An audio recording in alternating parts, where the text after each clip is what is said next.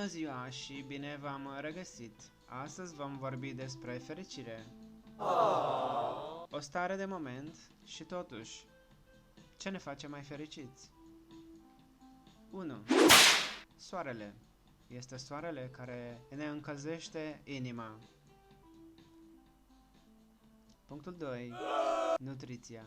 Atenție cum ne echilibrăm prin mâncare.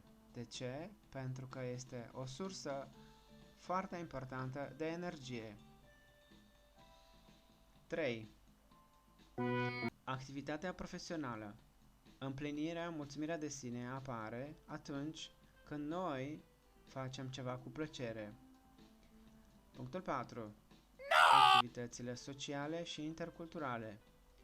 Noi toți ne dorim să ne unim cu toții, să fim una, să ne bucurăm de ceilalți. Cultura e ceea ce ne unește. Comunicarea este ceea ce ne unește. Punctul 5. Relaxarea, fie că vorbim de sport, citit, filme, muzică, pasiunile noastre. Relaxarea prin masaj, relaxarea în vacanță apare deconectându-ne. Punctul 6. Dopamină, oxitocină, serotonină, endorfinele, melatonina. Acești hormoni care ne dau, în mod tehnic, doza de fericire.